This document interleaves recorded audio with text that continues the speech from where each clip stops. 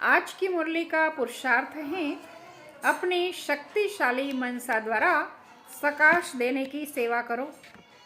मनसा सेवा बेहद की सेवा है ना, उसमें कोई हद नहीं आती कि ये हमारा एरिया है उसका एरिया है। बाबा कहते हैं बेहद में सेवा कर सकते हो। जितना आप मनसा से वाणी से स्वयं सैंपल बनेंगे तो सैंपल को देख करके स्वतः ही आकर्षित होंगे।